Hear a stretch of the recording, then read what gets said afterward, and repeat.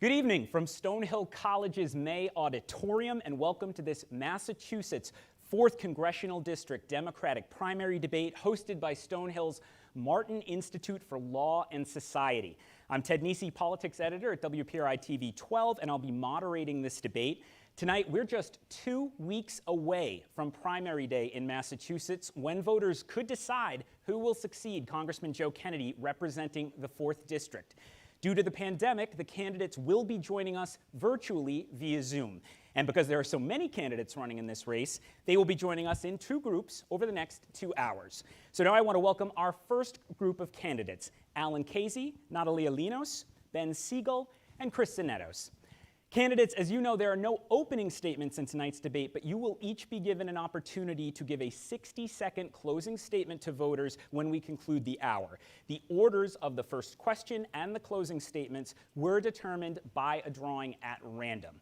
We're looking for roughly 60-second answers to initial questions. As the moderator, I reserve the right to jump in sooner if you go off topic, or allow you to continue if you're making a salient point.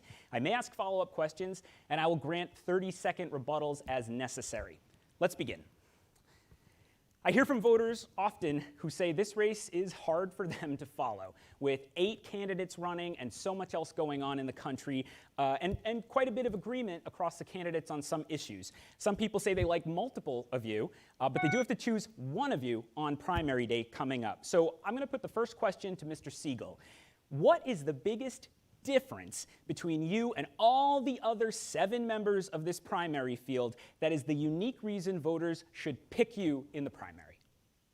First of all, thank you, Ted, for moderating tonight, and thank you, Stonehill College, for hosting tonight's debate.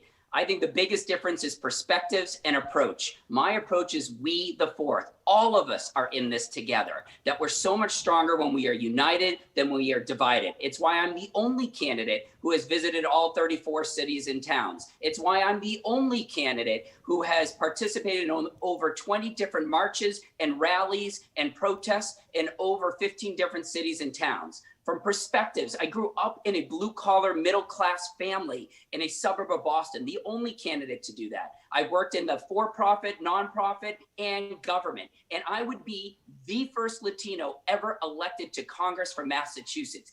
That is a differentiating maker. Thank you, Mr. Sigel. Mr. Khazei, same question to you. A lot of candidates, voters trying hard to make up their minds. Many of them like multiple of you. Why should they cast their ballot for Khazei? Now, we're living in an unprecedented historical moment, Ted. We have 3 major crises all converging: the coronavirus health crisis, the resulting economic crisis, and the racial justice crisis sparked by the brutal killing of George Floyd. This is bringing us to what I call a New Deal moment led by movement politics. I understand that no one person, not even one congressperson, can do this alone. It's going to take all of us building a movement. That's been the story of my life. My friends and I started City Year. We invented it over 30 years ago. We knew we had to build a model and a movement, and that's what we did, to pass 3 major pieces of federal legislation, a movement that beat Tom DeLay when he tried to kill the AmeriCorps program, and stopped Mitch McConnell when he opposed its expansion under President Obama. What I bring to this approach is the experience of how to tap this energy in the streets, use it to break open the doors of Congress, get the special interests out, and finally restore government of, by, and for the people. I'm the only candidate that's actually done that already, and I know I can do it again. All right, Mr. Khazei, I want to go next to Mr. Zannetos. Same question. You might be less familiar. You haven't run for office before. Why should the voters pick you out of all these 8 candidates on September 1st? So Ted, you're right. There are a lot of great candidates, 8 fine people, and in many ways we have very similar views. But where we differ is in the experience that we're going to bring down to Washington, and that's what the voters need to figure out. What's the most important experience for the next 2 years? I'm a tech entrepreneur. I've started 3 cybersecurity companies, creating hundreds of good-paying jobs, $250 million of salary for people. I've created a nonprofit that brings companies to work with Mass Bay Community College to make new paths for people to get to good jobs without having to pay for a 4-year college degree. This sort of experience is essential for us moving forward. The biggest problem we have, that we had before Trump and we'll have after Trump, is the economic divide and the lack of opportunity for too many people in our country when the economy doesn't work for 80% of the people. There were only 6 people in Congress who have any experience in creating growth jobs, any experience working education to create these new paths. And there's only one in this race. That's me. I have the experience that's necessary for the next 2 years as we dig out of this pandemic, where we have to grow jobs and create access for everyone equally to get those jobs. Thank you, Mr. Zannetos. Dr. Linos, again, 8 candidates, a lot of different people for people to learn about. What's your unique case? What do you uniquely bring for voters in the 4th District? Ted, that's an easy answer because we're in the midst of a global pandemic and I'm the only person with a public health degree. I'm a public health leader, an epidemiologist, and that is what our country needs right now. With 170,000 Americans having lost their lives, more than 5 million infected, and no plan at the federal level, we need people who have the skills and the background to put a plan into action. I'm also a mom of 3 young kids. I lead a center on health and human rights. And it's important for voters to know that I'm not an epidemiologist that has been in a lab for 15 years. I have been a leader at the United Nations, leading work on climate change and health. I have been at the New York City Health Department as science advisor during another big pandemic, Ebola. And I know what it takes to communicate well. Risk communication is critical right now, what it takes to plan, to ensure that we get out of this mess safely and reopen our schools and reopen our economy. But fundamentally, I am the only candidate for the moment as the only epidemiologist and the only one with significant global experience. Thank you. Let's continue to talk about healthcare. It's a huge issue. It is seemingly every election cycle, but this one is no different, particularly amid a pandemic. And Mr. Zannetos, I'll start with you on this round. Your campaign has a new TV ad where you criticize some of the other 4th District candidates for supporting the elimination of private health insurance. That's often part of a proposal for a so-called Medicare for All system. And many Democratic primary voters in surveys support a single-payer health care system. Why don't you think that's the right approach? So actually, I didn't criticize the other candidates. I just merely pointed out that we differ in this particular policy area. So I support Joe Biden's healthcare plan. I believe that we need to provide a strong safety net and a strong public option for everyone who wants it, and certainly for people who cannot afford it. We need to get quality healthcare access to our people. This is one area that it's just a disgrace that a country as rich as ours, the richest in the world, cannot ensure that everyone has quality healthcare.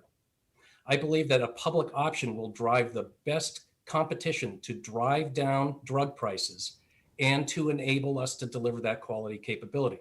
There are many, many of our people who like their private insurance. And I don't believe that we should be taking it away. I don't believe the government should be taking that away. Instead, we should make sure that the people who don't have quality insurance get it. But I think we need to go beyond that. We need to make sure that they can access the healthcare services themselves. We need to provide incentives for companies to create community health centers where people are. We need to create improved public transportation so that people from low-income communities can get to their healthcare services. And finally, we need to fix the infrastructure. Again, providing incentives in areas like food delivery so that we don't have food deserts, so that we can address the fundamental problems that drive so many of our health issues. Well, you may say it's not criticism, but I've been a political reporter long enough to know that the black and white photos at the beginning of an ad aren't always a compliment. So I will say to Dr. Linos, you're one of the people pictured at the beginning of Mr. Zannetos' ad, and there may be voters watching tonight who are nervous about the idea of a change that would eliminate private health insurance. Sometimes we hear from union members who've negotiated better benefits over the years in their labor agreements. Is Mr. Zannetos right that you support eliminating their current plan? He is not right in painting such a black and white picture. And COVID should have taught Mr. Zannetos that we can't take insurance for granted. 27 million Americans lost their jobs and their insurance. We need to ensure that that doesn't happen ever again. Medicare for All is the only way forward to ensure health is a human right. And yes, there are people who say that they are attached to their providers. They are attached to their pediatricians, to their doctors, to their cancer, provider. And I will make sure that we do not lose that continuity of care. I don't know too many people who actually are attached to their insurance providers. Yes, you're right. Unions care that they have the right benefits. So we have to make sure that the makeup of what people will get through Medicare for All is satisfactory. But to completely reject this notion that we are taking something away, we are actually giving to so many millions of Americans who have been uninsured and underinsured. And we know that this has been the Achilles heel and why we, one of the wealthiest countries of the world, have 5% of the world's population, but 25% of COVID deaths. Before I go back to Mr. Zannetos, I will let you respond. I do want to bring in Mr. Sigel because he is also shown in the ad. And same question to you that I had from Dr. Linos. Do you support eliminating the private health insurance plans that people have currently?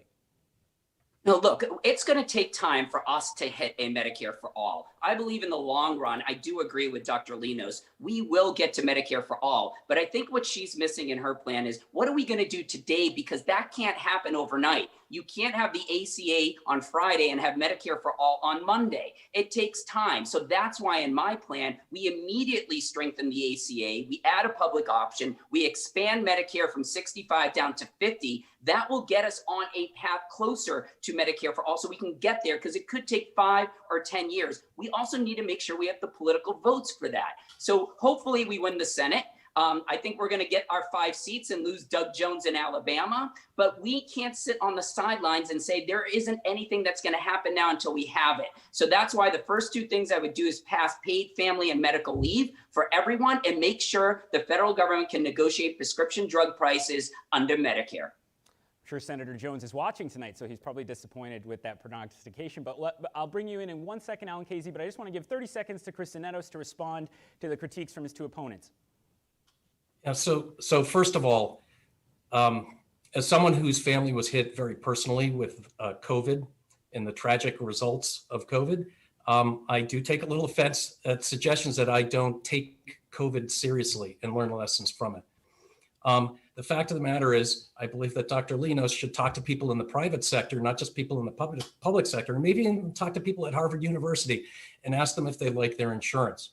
My company's delivered premium healthcare to its people.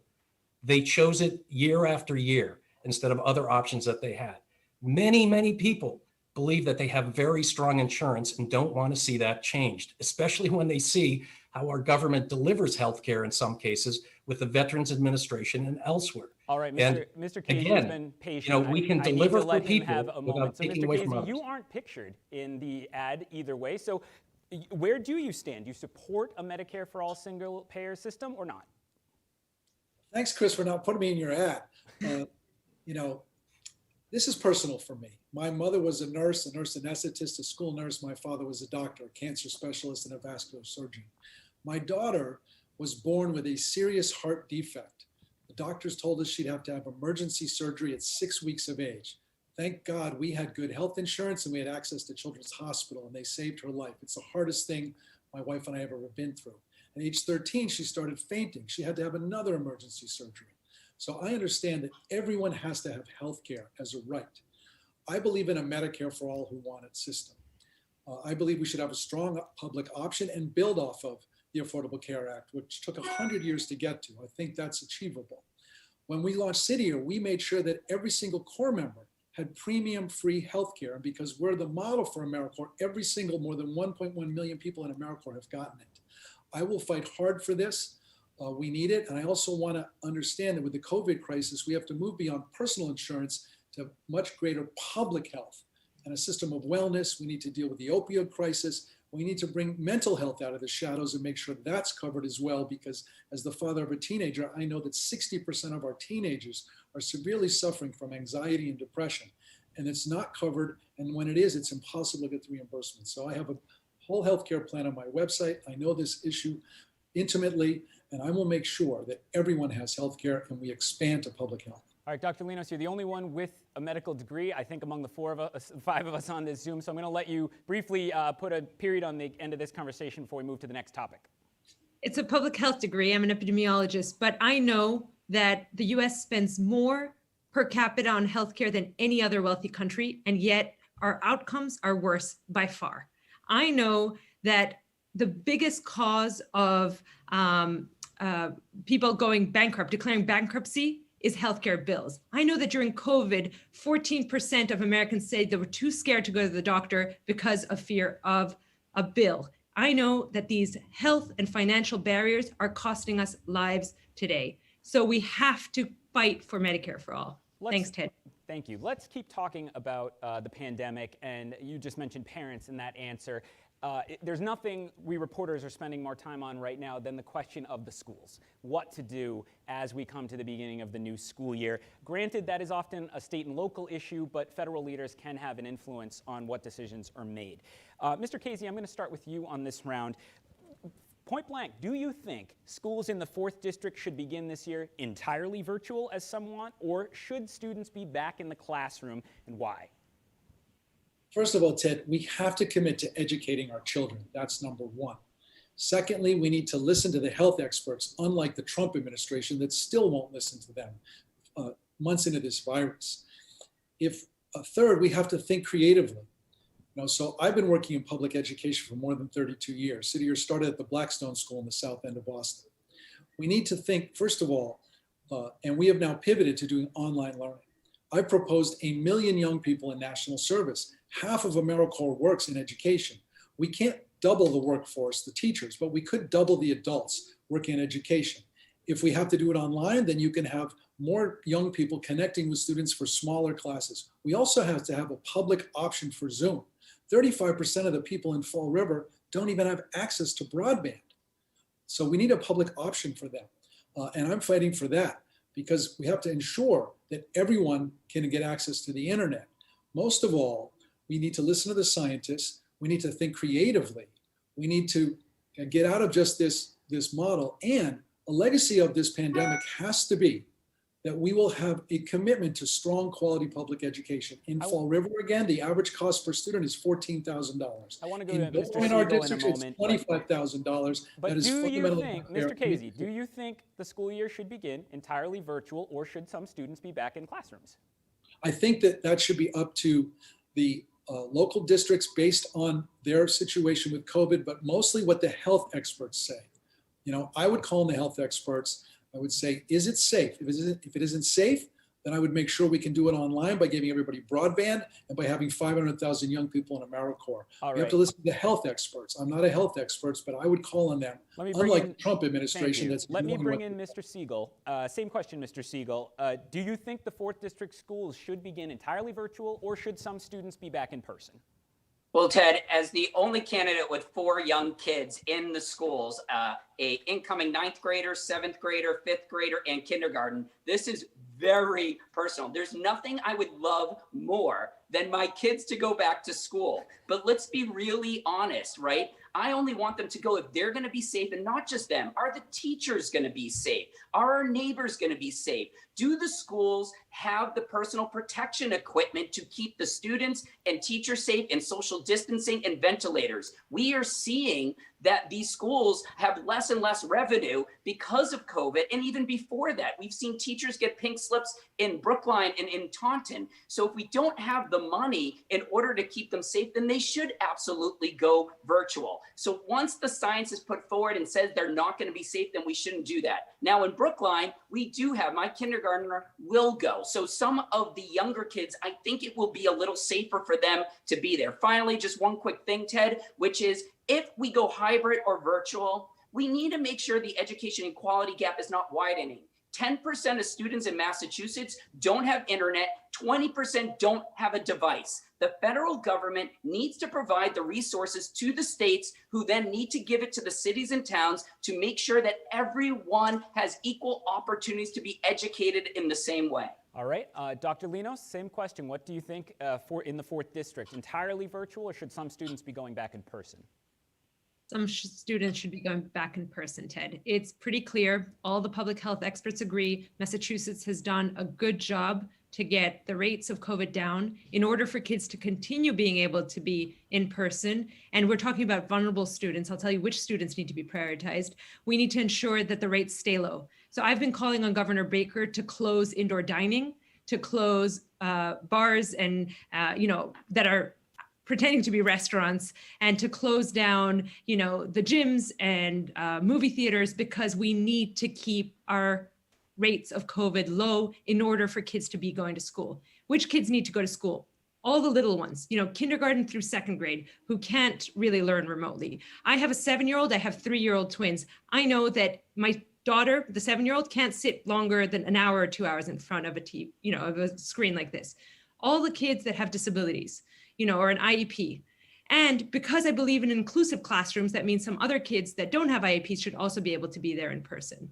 I believe that parents who are single parents, essential workers who have no childcare options need to have somewhere for their kids to be safe. So my top priority is, how do we make schools safe? And that means closing down everything else that doesn't need to be open, listening to the scientists, and making sure that staff and students are safe by doing outdoor instruction, by using our libraries, by using big spaces while we refurbish the buildings. And the federal government should be giving money to ensure that we can prepare our schools to open safely. But absolutely, we cannot wait for 2 years with kids out of school or remote learning. Too many kids will be left behind.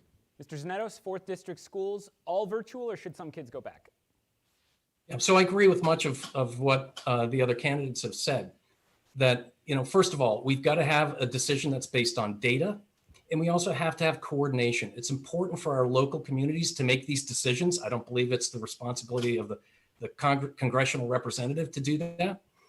The community should do this, working with the governor and the government in the state to coordinate, because one of the worst things we can do is be disjointed in how we approach this. We've seen how that's worked across our country, how we seesaw back and forth and elongate the effects of this. I think we also have to recognize that we're in a tough position. We're not going to be able to solve all these things. I agree with Ben that I worry about special needs students who need a special assistance. One of my sisters is a special needs teacher. There are going to be some real challenges that we may not meet, but we need to realize that the pandemic is showing that our educational institutions and system is built for the Industrial Revolution and not the technology revolution. There is so much we have to do. Alan hit the nail on the head. We have to make sure that kids can get internet access in low and middle income communities. We need to make sure their schools have it. We need to make sure that teachers have the equipment and ability to teach remotely. There are so many things that we need to take as lessons moving forward to reform and rebuild our educational system for this century. All right, let's take a quick breather from public policy for a moment, because many voters also want to understand the people asking for their vote as a person. So I want to ask each of you a personal question, and Dr. Linos, we'll start with you on this. What is the biggest challenge you've ever faced, and what did you learn from it? That's a hard one, because, as a mom of twins, I think all the challenges of, having two little beings, I think that has been the biggest challenge. How do you survive with 2 kids while you have an older child? How do you survive at a time of COVID? How do you survive? And what I have learned from it is you rely on other people. I am someone whose parents live in Greece. I grew up in Greece. I was raised there. I have very much an immigrant experience of not having family. So you build those relationships with people. You build friends who you can rely on. You build trusted networks with your neighbors and your communities. And asking for help doesn't come easy to people. But as a twin parent, you learn early on that you have to ask for help because you simply can't do it alone. So something that I think is important in how I have proceeded with life is that it's okay to ask. And COVID has shown us that people are ready to step up, even if you don't ask.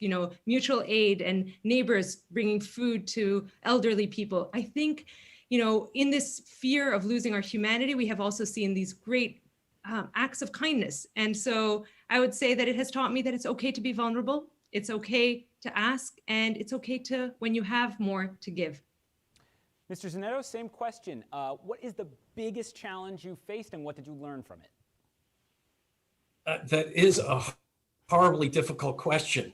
And I will, following Natalia, I always say to my staff, the first time they or their spouse is pregnant with a child, their first child, to say, get ready for the most exciting, exhilarating, frustrating, challenging experience of your life and most rewarding. I do think being a parent and raising your children, especially in this world, which moves so quickly and has so many challenges, is a huge challenge. But I've been very fortunate in my life. I've had a great opportunity to go to great schools, and I think the most challenging thing and the most rewarding thing is really spending as much time listening and trying to understand the obstacles that people who didn't have the advantages that I have actually face. And I found that tremendously rewarding in some of my work with my nonprofit, just to understand.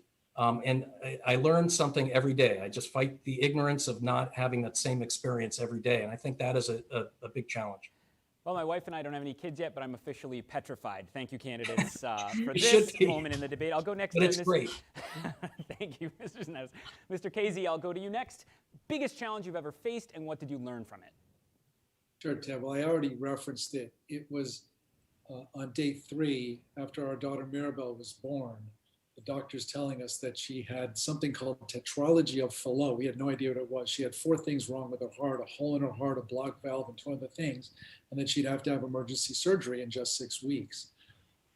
And then again, having that second surgery. It's the hardest thing my wife and I have ever been through. What I learned is that my daughter is amazing. She's incredibly strong.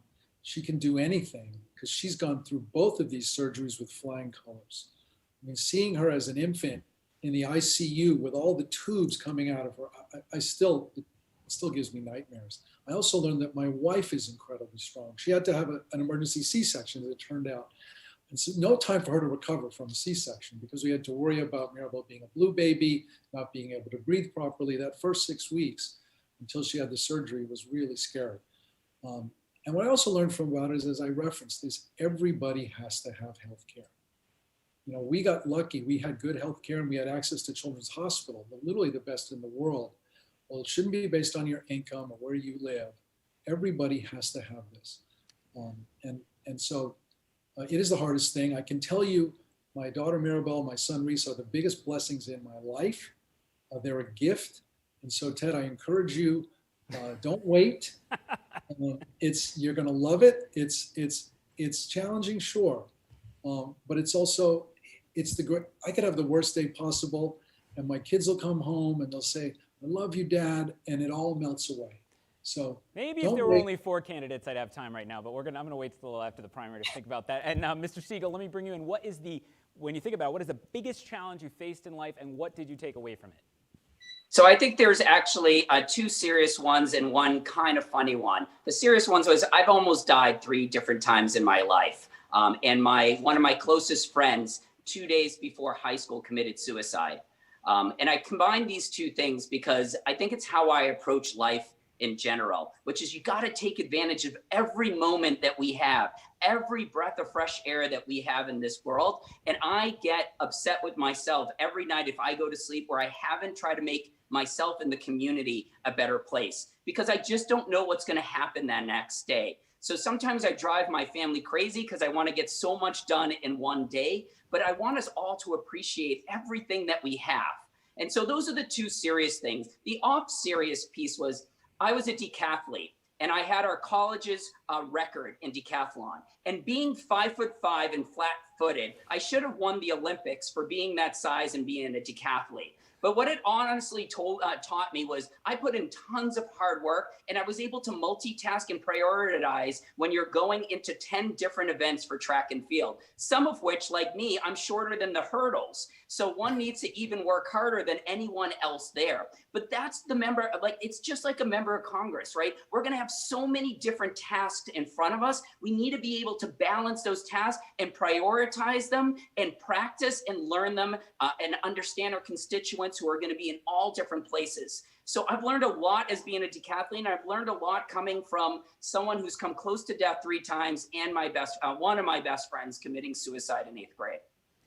All right, let's turn to, I want to talk about unemployment. Briefly, Mr. Khazei. I just want to say to you, Ben, watching you on this campaign trail, going to all 34 cities and towns, your energy, you're not 5'5", you're 10 feet tall. That's how I view you. And I've also lost close members to suicide, so I feel for you there. So Alan, you know I was 6'4" before this campaign, so now I'm only 5'5". Yeah, I'm not going to say what I'm thinking about what this campaign is. I had dark hair at the beginning of this campaign. All right, but let's get serious because as you all know, the 4th District is drawn quite interestingly by Beacon Hill. We start up in Newton and Brookline and we go all the way down through my hometown of Attleboro down into Fall River. And I looked it up today. The unemployment rate as we sit here tonight in Fall River is nearly 23%. That is about 1 in 4 workers in Fall River are without a job. And as you all know, at the end of last month, the extra $600 in unemployment benefits that were provided under the CARES Act expired. They're still wrangling over what to do. I did hear from some employers who said they couldn't get workers to come back because they were making more on unemployment benefits than they did at their job. So, Mr. Zannetos, I'll start with you. Do you support restoring the entire extra $600 a week? If so, for how long? Or what would you propose otherwise? Sure. So by the way, Ben, you're not the only one who visited all 34 towns. I have too, on bike. I visited with 117 small and locally owned businesses. And Ted, I can tell you, there are many that say that. And frankly, they say, what do I do about this? They call up the state. The state tells them, oh, give us the name of your employee, and we will ban them from being able to get unemployment insurance. And then they'll come back and work for you. And the business owner says, are you kidding? After I call and report on them to the state, you think they're going to come and work with me again? It's clear that we have too many people in government who have no idea how businesses work, how jobs are created, and how they're saved. I don't understand why our Congress cannot get together and come up with a bill that gets extra payment to people, because we have people in danger of starving, not being able to feed or house their families. How can we not come up with a way to give them what they were earning, but not more? We should be able to do this, but we don't because of the partisanship that's down there and the fact that people aren't sitting down and trying to work through the issues and have an understanding for the implications of their actions. We have too many people down there, too few people who don't understand this, too many people who don't understand it down there. Mr. Sigel, I'll go to you next. What do you think? Should the whole $600 be restored? And if not, what should be done instead? No, I absolutely think we need to restore the $600. Look, Ted, there's always times that people take advantage of the system. There's going to be that, but there's a very minor group of people doing that. People need this unemployment bonus right now for lots of reasons, including making sure that when they can go back to work, they have the money to pay for childcare. Childcare facilities and childcare services have fallen through the cracks. In addition, very specifically, we need to make sure about our immigrants that they're also getting unemployment assistance. Our immigrant population is on the front lines. We say their jobs are essential. There are home health care workers, construction workers in our agricultural fields, our grocery carts, and then we don't treat their lives as essential. They need to be given unemployment assistance. We need to lift everyone during this time. It should probably only be for another month or two, and then we can look at it again. This isn't something that we should be doing for a whole year, but in this short term, with unemployment as high as it is, I absolutely think we need to give the $600. Mr. Zannetos, I'll give you 30 seconds to respond, then I do want to go to Dr. Linos. Sure, I just want to point out that the business owners that I've talked with, these are locally owned businesses, the fabric of our community. They don't hold it against their employees for staying out and taking insurance. It's logical. Why wouldn't they do that? They're not holding it against them. They don't think that they're bad people. It just makes sense. If you can stay home, especially when you're not earning a lot, and make more money, why wouldn't you do that? The point of this is that we have to not only address the issues that we have right now, but the fact that too many people cannot get good paying jobs, and they're stuck in jobs where they can't make enough money. And I think we have to address both of those things. And that's my concern, is that all the focus is on wrangling about how we get enough to people today. We should get them enough today. All right, I do want to bring in Dr. Linos. Clear difference of opinion here. Which side of this debate do you come down on? Well, I think we need to continue giving the $600 because it's not safe for most people to return to work. And I think that's what Chris is missing. You're buying this narrative that people aren't returning because they're getting the insurance and that is paying them better and they want to stay home and be lazy. No, many people are scared to go back to work. And for some industries, including indoor dining, when the customers take off their masks and eat and you're serving them, they are actually at risk. So we need to ensure that we protect workers who are at risk. You know, outdoor labor is okay. There are some jobs that are okay and some that are not, until we have it under control. In Massachusetts, we're doing okay, but look at the rest of the country. And we're talking about the federal government responding. And the vast majority of the country, workers are still at risk, and they need to be getting that $600 until they are no longer at risk. We cannot force people back to work because we want them to be back at work when they still, the vast majority of our country has not gotten this right. So that's number one. The other point that, I think Christy got wrong is that, of course, we could have a state-by-state system, but the bureaucratic cost of that and the delays that that would lead means that a lot of families will go without having the money they need. So the $600 is on average, and yes, some people will get more, some people will get less, but it works to work fast. And we are in a crisis, so we have to move fast. In the long term, I'm a proponent of switching and thinking about our unemployment insurance more holistically, ensuring that it's more comprehensive, that state by state, we don't have the differences that we have right now. In some states, you get 30% of your former salary, in others 70%. We need to find a consistent federal response. Thanks. I am going to let you respond, Mr. Zannetos, but first I do want to just get Mr. Khazei's position on this overall debate. Sure.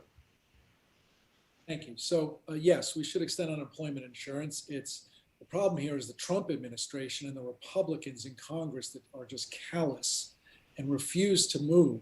We also have to make sure that we don't lay off teachers and pass the HEROES Act. But I also think we need to go much deeper. And we need to think about New Deal 21st century solutions. So I proposed, even before the first relief package, was that we should have a federal jobs guarantee. The best social program is a job, and anyone who's willing and able to work should be able to and have the dignity. As part of that, I proposed emergency wage support. And my suggestion was don't do the convoluted loan program that the Congress passed, which has turned out to be a disaster. It's been corrupted by the Trump administration, and women-owned businesses and people of color-owned businesses did not get it because they don't have the collateral to get the loans. They don't have the big banking relationships. I said, pay people directly from the Treasury, 80% of what they've been making, because they're closing because of the government, the health lockdown, not because of anything they did wrong. And then when they could reopen, they could be right back to work rather than throwing them on unemployment. We still need to do that. I was able to get Senator Mark Warner to propose this, and he brought in Bernie Sanders and Doug Jones, who I want to be reelected, by the way. I assume Mr. Sigel does too. He was just playing the odds. And Congresswoman Jayapal has proposed something similar. We need this. We need during the pandemic. We need also when there are wildfires or other disasters. I've also proposed 1 million young Briefly, people Mr. in Khazei. national service. So I think that there are, and finally, the thing I want to do with unemployment is I want it to be turned into a voucher for hiring. So if you're entitled to $25,000 in unemployment, I want you to be able to go in to an employer, let's say for a $40,000 job, and say, guess what? If you hire me, the first $25,000 is going to be paid through my unemployment insurance. All right, we can't do the whole white paper on Zoom or we'll run out of time. Mr. Khazei, I know how you are when you get excited. All right, Mr. Zannetos, we've heard some strong differences of opinion with you. I'll give you the final word on this topic since you had the minority opinion in the group. Yeah, and also mischaracterization of my position. So I don't believe people are lazy. I think they're logical. And when you pay them more, when they're making more money staying at home, they're going to stay at home, and they should, because they're making more money. I don't think their employers think they're lazy either. I don't believe we should force people back to work. Getting them as much money as they made working to stay at home, that's not forcing them back to work. Yes, we have to work fast. We had to. And I did not criticize the original plan. And frankly, I think that the Congress has had 4 months to come up with a better plan than that. I support the HEROES Act, and I don't expect that Natalie would look through my website, but for quite some time, there's been a paper up there about treating our essential workers as essential. Our system does not do that. We need to get them the support services and the protection that they need to live a good life and to support us. But we also have to address the underlying issues. People do not have the skills to get good jobs. They cannot pay for the education to get it. We have to work to both support people with the support services, healthcare, childcare services, and COVID pay, extra pay for putting themselves in harm's way. All right, Mr. Zannetos, I have to move on because we're running low on time. Mr. Sigel, my timekeeper's telling me you are lower on time, so I am going to give you an extra 30 seconds here because you've had less time throughout. Thank you so much. Look, today is the 100th anniversary of the 19th Amendment being ratified. And this, the $600, is also a women's rights issue. We are seeing close to 20% of people have to leave their jobs because they have to take care of their children. And unfortunately, still in our society, that's mostly women that are doing that. And so this $600 is also to help make sure that people can take care of, have childcare services or use childcare facilities. But a lot of them aren't choosing, they're choosing to stay home because they're putting their kids first. And we have to put this is a women's rights issue as well. All right, I'm actually going to stick with you, Mr. Sigel. Foreign policy has not come up often in this race, but I did want to at least touch on one overseas issue. President Trump has announced he would like to have fewer than 5,000 U.S. troops in Afghanistan by November, but the New York Times reports that some military and diplomatic officials have expressed concern about ending the U.S. presence there or bringing it down as quickly as the president wants.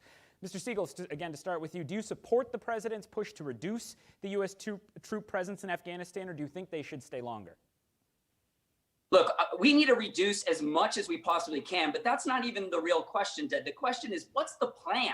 There is no foreign policy plan with this administration or this president. Now, we can still argue there wasn't a plan maybe necessarily going in either, but we have to start with where we are right now. And what is the plan, right? We need to protect our American citizens, but also protect our soldiers wherever they are. So we need to decrease to the lowest possible number that need to be there in order to protect our interest abroad and our interest there. I don't actually know what that number is, but I would use our military and others to really figure that out. And that's why it's also important to talk to our allies as well. We have seen with this president that when you're isolationist and when you're a nationalist, you don't have any more friends or allies to work with on the big global problems. Our military, combating the climate crisis, and combating the pandemic. We need to work with them to figure out a mixed use of everyone working together to solve the problems in Afghanistan, Iraq, and many other countries.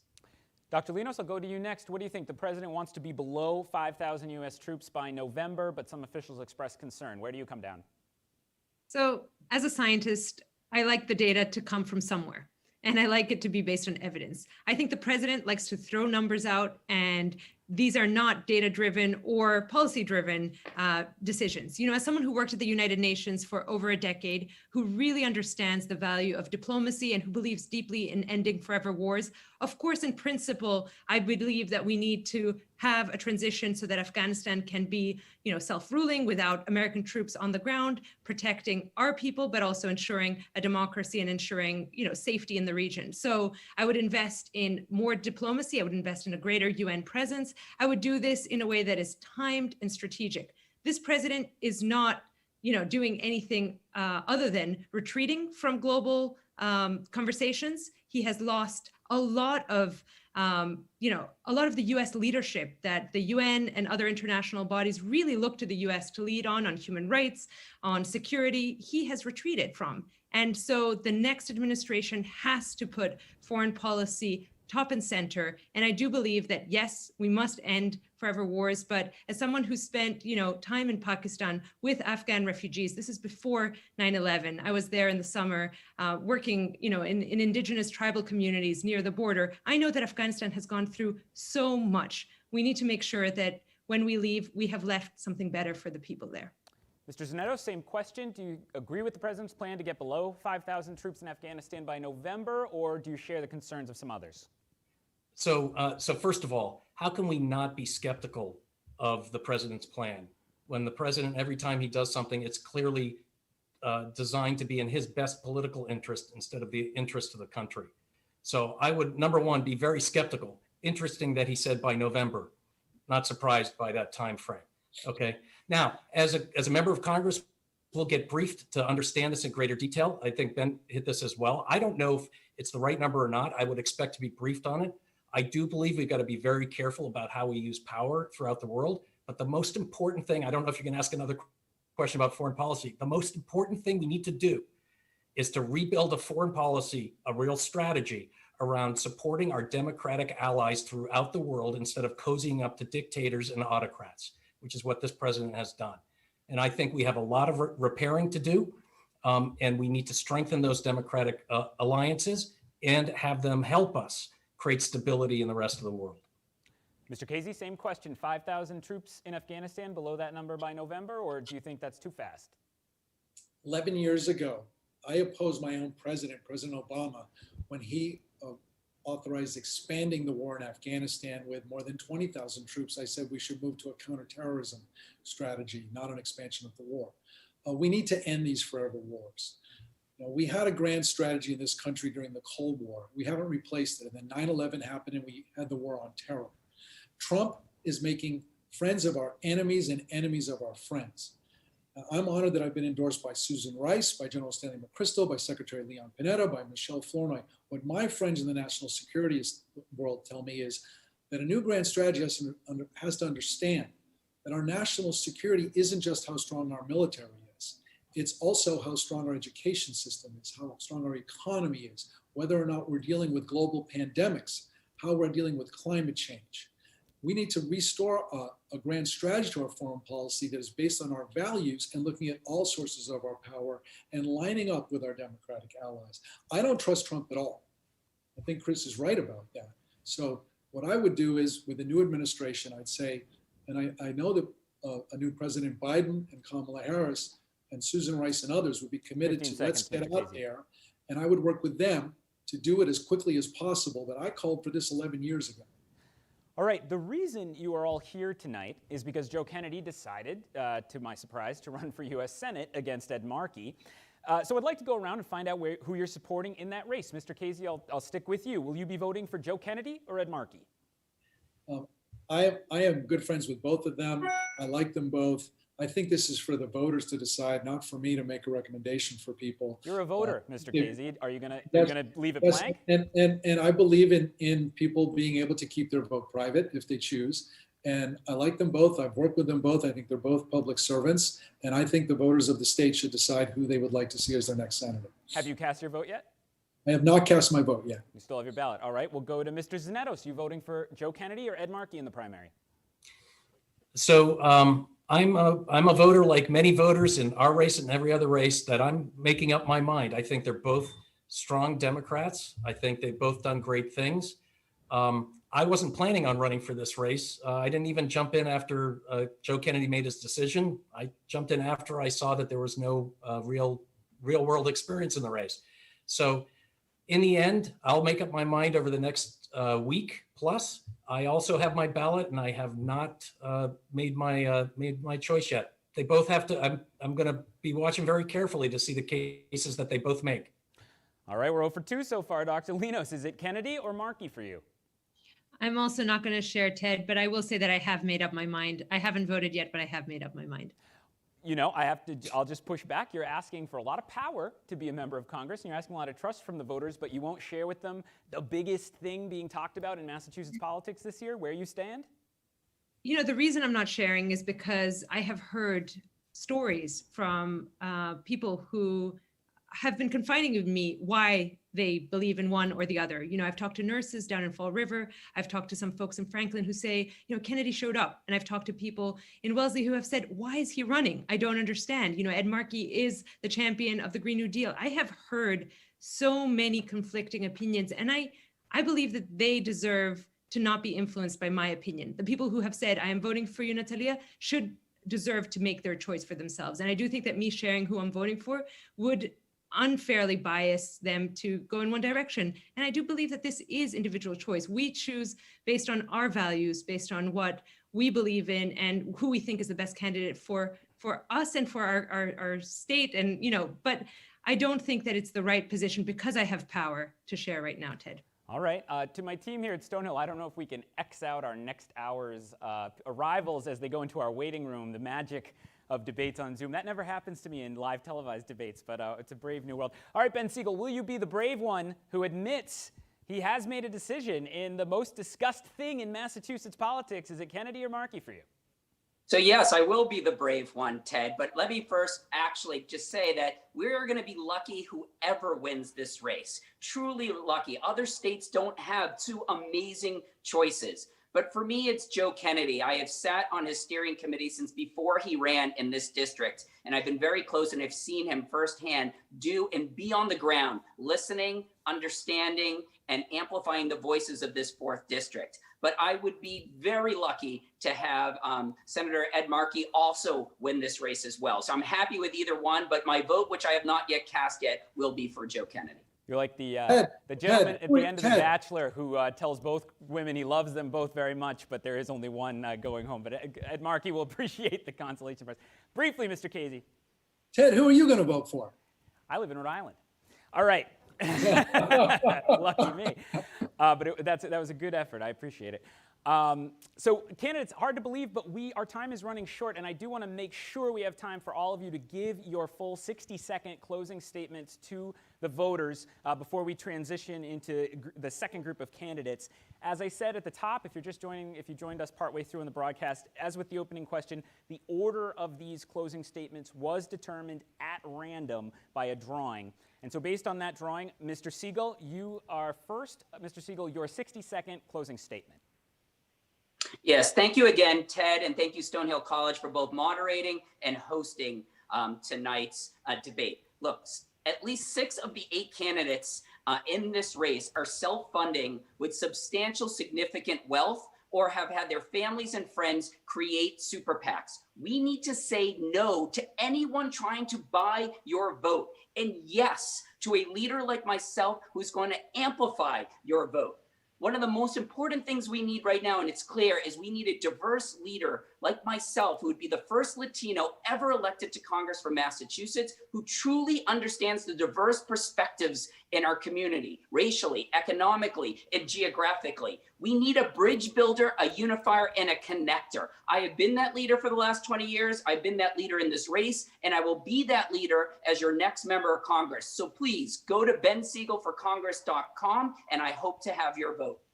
Thank you, Mr. Sigel. Next, we go to Mr. Khazei. Mr. Khazei, your 60-second closing statement. As I said at the outset, Ted, we're facing an unprecedented historical crisis. We need to think differently and act differently.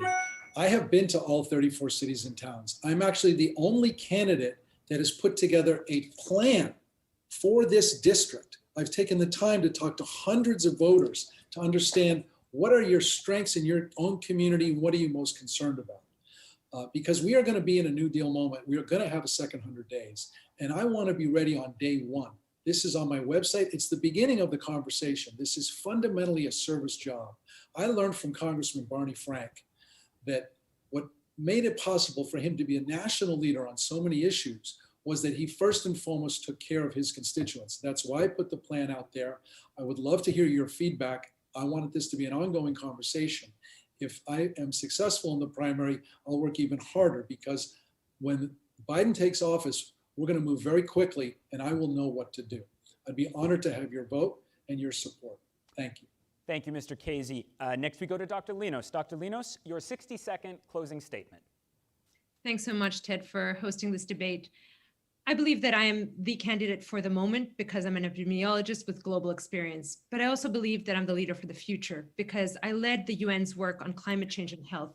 At the New York City Health Department in 2013, we declared racism a public health challenge. And the challenges of our times are interconnected. You need people who have a science background, who will approach the questions differently, but whose values are centered on equity.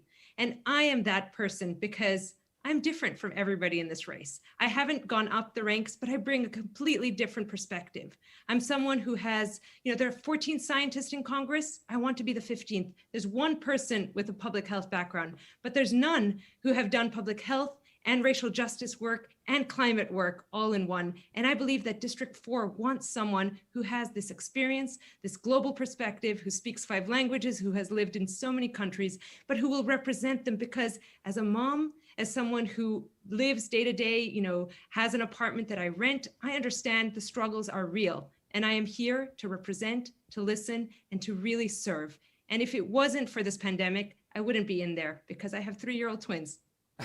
Thank you, Dr. Linos. And last but not least, we go to Mr. Zannetos. Mr. Zannetos, your 60-second closing statement. Thanks, Ted. So when we opened, I shared that I think that the biggest challenge we're going to face over the next 2 years is a challenge that's been with us for some time, which is the inability of the majority of our people to get access to good jobs and opportunity. As we get closer to a vaccine, it will be clear for us that what we have to do is build our way out of this economic mess. I didn't share, though, the emotional reason for why I'm running. I can't stand the thought of leaving this dysfunctional federal government in this divided country to my children and their generation. I haven't spent years creating a resume to run for Congress. I've been spending my time creating jobs and building a nonprofit to make opportunity available to marginalized communities. I've only done one thing in politics. I was an intern for Ted Kennedy, where I learned that you can fiercely advocate for your values and policies and find a way to get things done working with people who you don't really agree with much with. That's what I do, whether it's in building businesses and products that no one's ever seen before, or building a nonprofit and a relationship between companies and Mass Bay to get things done so people can get access to jobs. I get things done. If I can earn your vote and go down to Washington, I promise you I will relentlessly drive to deliver on that promise to get things done. Thank you, Mr. Zannetos. On behalf of Stonehill College and the Martin Institute, I want to thank all four of you for joining us virtually tonight for the primary debate. I hope by the time one of you is running for re-election, we can have one in person. To our viewers at home, though, don't go away. Coming up in the second hour of tonight's debate, we will hear from the other four Democrats seeking your vote to represent the 4th Congressional District. They are Jake Auchincloss, Becky Grossman, Ihssane Leckey, and Jesse Mermell. But first, we're going to take a short break here on YouTube so that we can bring in the remaining candidates and continue our debate. We'll be back at 8 p.m.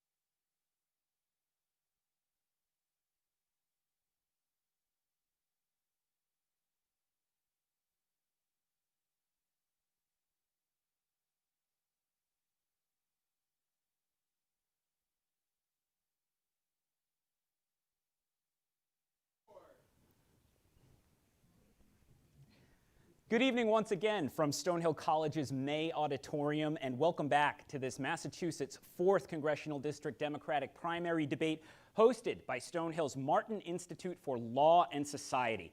I'm Ted Nesi, politics editor at WPRI TV 12, and I'll be continuing to moderate tonight's debate. If you missed the first hour of the debate featuring Khazei, Natalie Linos, Ben Sigel, and Chris Zannetos, we will have the whole debate, both hours, on YouTube tonight, so you can watch it back. But now I want to welcome our second group of 4th District Democratic candidates, Auchincloss, Becky Grossman, Ihssane Leckey, and Jesse Mermell.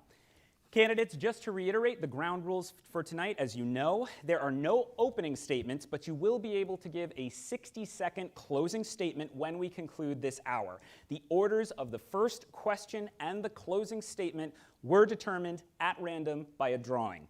We're looking for roughly 60-second answers to initial questions. As the moderator, I reserve the right to jump in sooner if you go off topic, or allow you to continue if you're making a salient point. I may ask follow-up questions, and 30-second rebuttals may also be granted. I will be varying some of the topics from what we discussed in the first half so that you do not have an unfair advantage over the candidates who went first.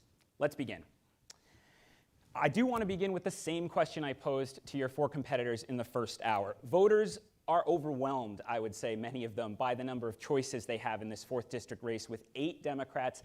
I'd say all of you running hard for this seat. And I'm going to give the first question here as the drawing showed to Ms. Grossman. What is the biggest difference between you and all the other 7 Democrats who are trying to win the votes of 4th district voters, and is the reason they should vote for you? Ted, I'm running for Congress with the fierce urgency of a mom fed up by what's going on in this country and determined to make change. As the mom to 2 little kids, my daughter Madeline, who is 9, and my son Jack, who's 6, I wake up every day thinking about what's going to protect the interests of working families and the long-term best interests for our kids and the generations to come. In my son Jack's first days of kindergarten, I had to struggle to find the words to explain to him what it would mean to find a quiet place to hide in his classroom or run in a zigzag pattern if a shooter were to show up there. That is not a conversation that any parent should ever have to have with their child. And I think that if we had more than 25 out of 435 members of Congress who are moms of school-aged children, we could change the conversation in Washington completely. All right, thank you. Ms. Leckey, I'll go to you with the same question. There are 8 candidates. Voters are struggling to keep track of all of you. What is the biggest difference between you and the other 7 in the primary field that voters should know? Ms. Leckey, I think you're on mute. I should say to the people at home, we are not controlling the muting. We're letting the candidates control that. So I'll give you the question again. Ms. Leckey, what is the biggest difference between you and the other 7 candidates running for voters to know? Well, our district deserves a representative that comes both with the lived experiences and the professional experiences to fight for the most vulnerable in our communities. As somebody who, went through the struggle of poverty in the richest country in the world, and as somebody who believes that every bit of success we build for ourselves is a success that we use for the betterment of society, of the betterment of the most vulnerable, I am committing to abolishing poverty in our country. And as a Wall Street regulator who fought the biggest banks on Wall Street, to make sure that we have an economy that does not take advantage of the sick and of the most vulnerable, I'm committed to leading this fight. And I'm the only one who has 0 special interest, corporate PAC and lobbyist money on this campaign. So I will serve the people at 100%. Ms. Mermell, same question. 8 candidates, a lot for voters to sift through. What do you uniquely bring to this race that the other 7 don't? Well, Ted, thanks to you and to Stonehill for having us tonight. I would say 3 things. 1, I'm the proven progressive. 2, I've got the track record and the coalition to back it up. And 3, I'm not trying to buy this seat. I've spent the past 20 years working for the people of this district and the people of Massachusetts to make progressive change, to stand up for working families. As the head of external affairs at Planned Parenthood, working side by side with Governor Patrick as a senior member of his team, on the ground as a select board member in Brookline, where I focused on tackling climate change, or the work I've been doing the past 5 years leading the state's progressive business organization. I have the results fighting for paid family and medical leave, for reproductive health care and a healthcare system that works for everyone, fighting for working families every day. And that's why you're seeing the progressive community rally behind my campaign like no one else in this race. Planned Parenthood, NARAL, SEIU, Mass Teachers Association, Mass Nurses Association, Ayanna Pressley, Maura Healy, Diane Patrick, Suzanne Bump, and so many others. We're a people-powered campaign, not taking money from corporate PACs or from fossil fuel industry executives, and certainly not financed by personal wealth. I've released 6 years of my tax returns because I'm beholden to only the voters of the 4th Congressional District. All right, Ms. Mermell, I'm confident this makes me stand well out, past and I'm 60 glad to be with you tonight. Thank you. I want to bring in Mr. Auchincloss now. Mr. Auchincloss, 8 Democrats, some voters don't know if there are many differences. What is the biggest difference about you from the other 7 candidates? Thanks for moderating tonight, Ted. First, an ironclad determination to stand up to the dangerous and hateful agenda of Donald Trump and his enablers. We need to rip it out by the root. And second, the ability to build coalitions so that we can rebuild as a country for the day after the Trump administration. As a Marine officer, I commanded Americans from all walks of life overseas. As a city councilor back at home, I built progressive coalitions and worked with others to get real progress made on the environment, on housing, on transportation, on public safety. And then on this campaign, when the Boston Globe endorsed me, they said I was a candidate best prepared to represent a district of haves and have-nots. And I've built that coalition on the ground as a candidate with tremendous support, not just from my hometown in Newton with people who have seen me work, but also from the mayor of Fall River and the state rep from Taunton and Somerset and the state rep from Fall River as well, who have seen that I'm going to be a partner to them in Washington, D.C., to a part of the district that has too often been overlooked, and that needs to be a part of an inclusive economic recovery. So standing up to the dangerous and hateful Trump agenda and building coalitions that can get us forward the day after he leaves office. All right, let's turn to the issues. As we did discuss in the first half of the debate, one of your opponents who joined us earlier, Chris Zannetos, is now airing a TV ad where he argued he's not criticizing, but certainly isn't painting in a positive light, I would argue, the other 4th District candidates who he says are supporting the elimination of private health insurance. This is a big issue nationally and for many families watching, so we want to hear where you stand in your own words. Ms. Mermell, I'll start with you. You are one of the candidates pictured in that ad saying that you support the elimination of private health insurance. Is that correct? I support Medicare for all, just like Elizabeth Warren, Ed Markey, Joe Kennedy, the 3 people who have been representing the 4th Congressional District in Washington. And anyone who wants to do anything less than Medicare for all is looking to take this district backwards in terms of the type of leadership being provided in Washington. I'm disappointed that there are candidates in this race, Jake and Becky among us tonight, who feel that way. Listen, we're spending $1.5 trillion a year on the system that we have now. We are seeing our friends and neighbors lose access to their health insurance in the midst of a global pandemic because we have a broken system that for so many of us ties our access to health insurance and coverage to our employers. It is a moral obligation, it is an economic imperative. It is a public health crisis that we need to address by advancing Medicare for all. I'm sorry that other people in this race feel differently, but I want to continue to be a leader from Massachusetts to fight for a healthcare system that works for everyone. It's been so much of the work of my career, and I'm not stopping when I'm in Congress. Well, Ms. Grossman, you're getting it from both sides there because she says you don't support Medicare for all, while Mr. Zannetos says that you want the elimination of private health insurance. Where do you come down on this big divide in the Democratic Party? Ted, this is an issue that is really personal for me. My mother, about 5 years ago, went from being healthy and vibrant and active one day to being incredibly sick the next. And it turned out she was diagnosed with a rare autoimmune disease. And I've helped my parents navigate our incredibly fractured healthcare system as we've been in and out of more hospitals than I care to count. And as I've watched her dealing with the fact that it costs thousands of dollars a year in prescription drug costs in order for her to stay alive. I believe that healthcare is a human right. I think we need to get families and individuals covered in a quality, affordable way as quickly as possible.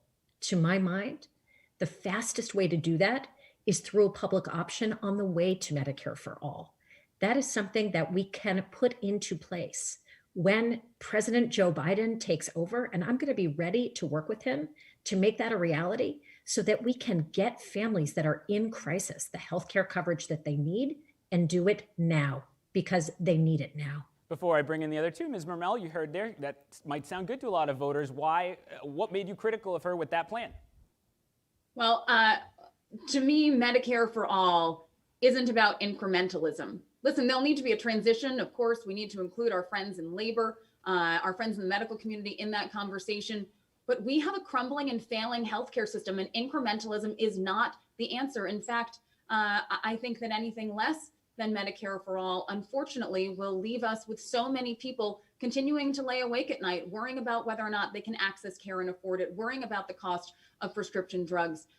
This is an incredibly popular policy among Democratic primary voters. It should not be an area of controversy. It should be something you should be united in fighting for. Again, like Joe Kennedy, Ed Markey, and Elizabeth Warren have been already representing this district in Washington. Any less. All right, I'm going to bring in, I'll give Ms. Grossman 30 seconds to respond, then I am bringing the other two in. Appreciate that.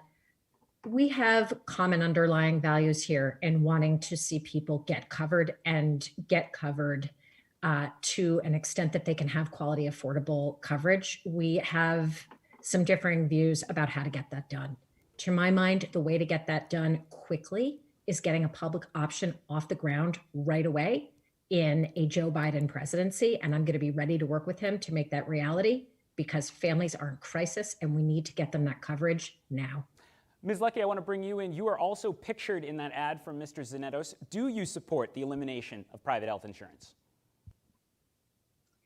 Well, if anyone really understands how our markets work and how economics work, would actually understand that with Medicare for all, the elimination of the healthcare, of the health insurance companies will actually naturally happen. If we have a single payer, we can actually be proactive. And instead of looking at our markets crumbling, we can actually start to work with the health insurance companies to dissolve into other businesses and save our economy from a wreck. And I say this as a Wall Street regulator who works on systemic risk, understanding how big the health insurance companies are in our markets, and how it's feasible through a just transition of labor and a just transition of the industry to bring it into that single payer Medicare for all healthcare system. I don't think that a public option would actually work, because that would actually make the people who will rely on it get the worst of our healthcare system. It's not going to work, and I will not support it. I am a delegate of Senator Bernie Sanders, and I voted against the Democratic platform because it did not include Medicare for all. But let me add this one briefly, this please. One very important, is that, look, when we have candidates who are backed by the CEOs of Vertex Pharmaceuticals, when we have candidates who are taking the money from the health insurance industry, that we're not going to get Medicare for all with that. Let's be clear with that. There's no trust if somebody is working against Medicare for all and touting Medicare for all. And with me, you will have 100% of my trust. All right, Mr. Auchincloss, I want to bring you in. You're one of only two candidates not pictured on that screen in the Chris Zannetos ad. So, level with the voters. Where do you stand on this big debate over going to a full single-payer health insurance system, Medicare for all, as many call it, or going more slowly with something else? Absolutely. I think this is a great opportunity to share my healthcare principles with voters. And these were shaped growing up in a healthcare family. Healthcare is personal to me, not just professional. My dad is Tony Fauci's #2 right now. My brother was on the COBRA rapid response team at MGH for the recovery from the initial surge in the pandemic. My mom is a cancer scientist. And I grew up really shaped by three healthcare principles. First, healthcare is a human right. It's not a job perk. Being sick is scary enough without having to worry about going bankrupt because of it. Number two, women must control their own reproductive decisions. And number three, investing in basic medical research in the teaching hospitals that advance clinical care is the best way that we're going to cure patients and we're going to drive the Massachusetts economy. And I align with President Obama's vision on this. I think that we introduce a public option. I think that we introduce healthy competition into the system, and we get coverage for the final 30 million Americans. We ensure that it's affordable coverage that drives down prescription drug prices. And we achieve the original dream of Obamacare, which has never yet had a chance to fully succeed. All right, Ms. Mermell, I saw your hand up. So 30 seconds, because I do want to make sure we hit other topics tonight. I think when we talk about women's reproductive health, it's really important to note that we aren't hearing from other candidates in this race, including Jake, who just mentioned it as a priority, about dangerous women's crisis pregnancy centers that exist in this district. 3 of them, one in Attleboro, one in Taunton, and one in Fall River. I stood in front of the one in Attleboro to announce my reproductive health plan. They are fake women's health centers that disproportionately impact women and people of color and low-income women by providing false information, putting their health at risk. They are largely around the country getting federal money. I haven't heard anyone talk about that in this race, and I think it's incredibly important, particularly in the southern part of this district where these centers are. We can't talk about healthcare or reproductive health in this race without addressing it, and it's sadly been missing from this debate. Ms. Leckey? Yeah, so I've been talking about reproductive health for a very long time as somebody who survived an abortion that was deemed illegal and almost took my life. And as somebody who testified for the Roe Act. So let's get that out of the way. Here's the issue that we have. Even when we have people who are touting Medicare for all, not a single person from this panel dared to have the moral courage to stand up to Joe Kennedy when he was not supporting Medicare for all for 2 years. Not a single person there to even organize for Medicare for all like I did, hosting 3 months long of phone banks in this district to ask the people to call on Joe Kennedy and tell him to please sign on Medicare for all. And he didn't sign until the very end. So I want to ask, where is your moral courage when it comes to fighting for the people of District 4? What were you doing? And when are you going to truly show up for them when you are funded by the big checks of pharmaceuticals and supported by the CEOs of the pharmaceuticals? I'll come back to you in a second, Ms. Mermell. Mr. Auchincloss has his hand up, and I do want to bring Ms. Grossman back. Mr. Auchincloss, go ahead. Sure. So first, I want to compliment Jessie on the reproductive rights plan that she put out this late winter. There are areas in this race where we disagree. That ain't one of them. I thought it was a superb plan. I 100% support it.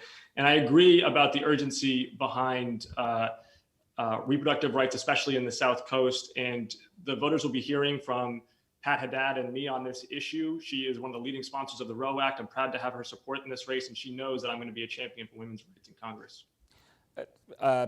Ms. Mermell, 15 seconds, Ms. Grossman, 30, and then we're moving on. So quickly.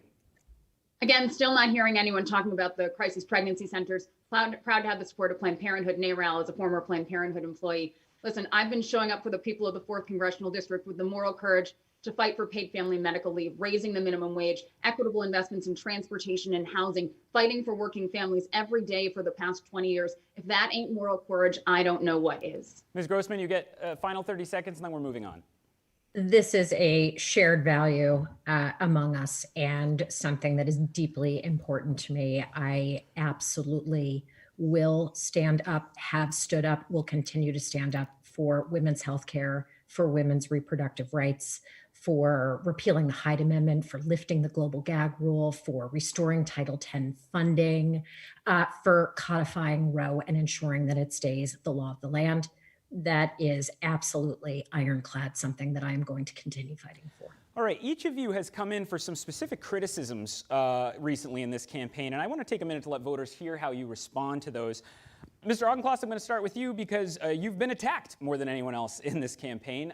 Back in 2013 and 14, you were briefly a registered Republican. You even worked to elect GOP Governor Charlie Baker. I know this has been discussed before, but I covered that race. That was a hard-fought race, and Baker barely defeated Martha Coakley. Many Democrats watching tonight will have worked for Martha Coakley and tried to get her elected that year. Why should they trust you to represent them in Congress when you were against them in that fight?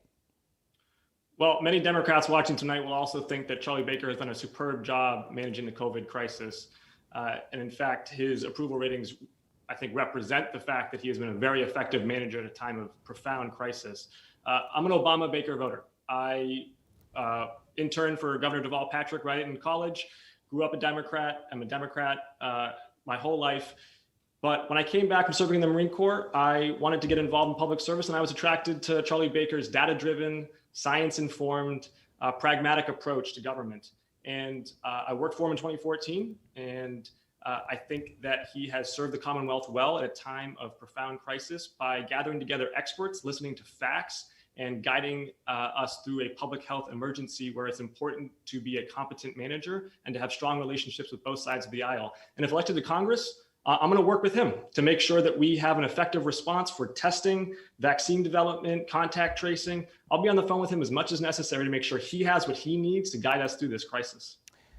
Brief follow-up before we move on. If Governor Baker runs again in 2022 and you're a Democratic congressman, will you support him? I don't engage in hypotheticals because I don't know if he's going to run again, and I don't know who's going to run against him. It's not a no. All right, we'll go to Ms. Mermell next. You're running as a staunch progressive. You've been talking about racial justice issues, but the last time you held elective office on the Brookline Select Board, you voted to give a firefighter what a Boston Globe columnist has said is, quote, less than a slap on the wrist after he was caught using the N-word about a colleague, Gerald Alston, in 2010. You've started to vociferously apologize for this almost a decade later, and shortly before you began running for Congress. Why did you think the firefighter's comments were no big deal up until 2019? Ms. Mermell, you're on mute right now. Sorry, it happens at least once every debate. You know, I'm proud of my record on racial, social, and economic justice. Over a decade ago, a unanimous select board in Brookline voted to inadequately punish a white firefighter who, as you mentioned, used a racial slur directed toward a Black firefighter. It is because of my commitment to racial justice that I acknowledged before I was running for Congress, long before any of us knew this seat would be open, that that punishment was inadequate. And it is because of that that I have used my platform to call for justice for Gerald Alston, the firefighter who was on the receiving end of that slur, to call for the town of Brookline to bring this situation to an immediate resolution and one that centers justice for Gerald Alston. And I will continue to use whatever platform I may have to continue that fight. You know, I will stack my record on racial, social, and economic justice against anyone in this race, fighting for fair access to healthcare when I was at Planned Parenthood, particularly for the LGBTQ plus community and Black and Brown communities, fighting to make sure when I was on the steering committee of Raise Up Massachusetts that we were advancing policies that— But when you held elective office, Ms. Mermell, this was before you, and you actually had power. And as you said, that you were one of a unanimous board. You know, did you have different views at the time about how bad this was, and it's changed, or were you just silent then? So I've been clear about this. We followed, you know, a unanimous vote, having been advised by town council, and I've acknowledged that it was inadequate. I've acknowledged that I should have done more. I've apologized directly to Mr. Alston. I've supported the town and called for it to apologize as well.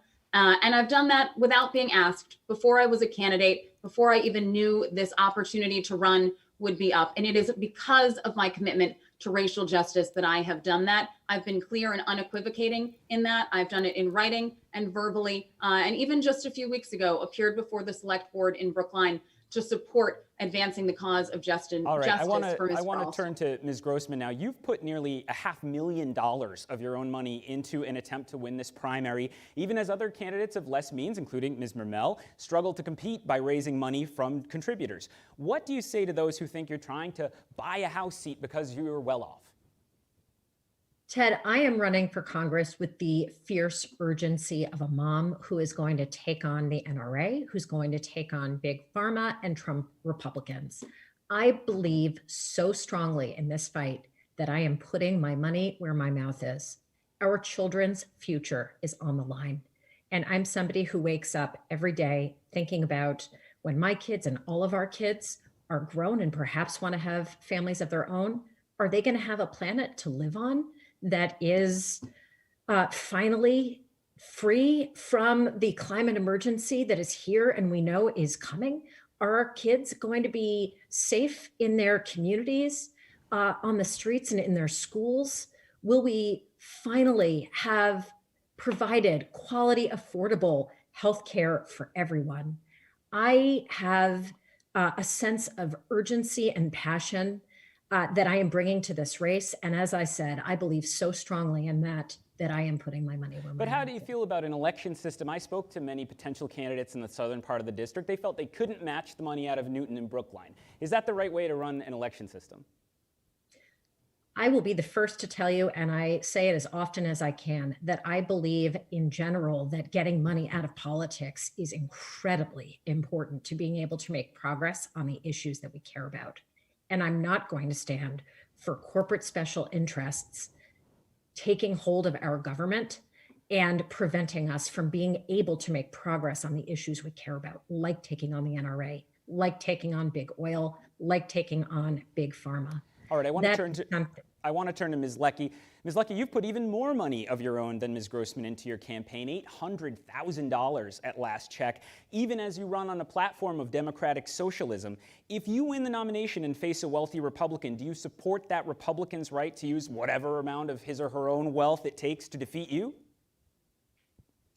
So I believe that the people in our districts are more interested in the issues of racial justice than talking about whether we use our own personal money to finance the campaign. My money is 100% clean, no fossil fuel, no corporate PAC or lobbyist money.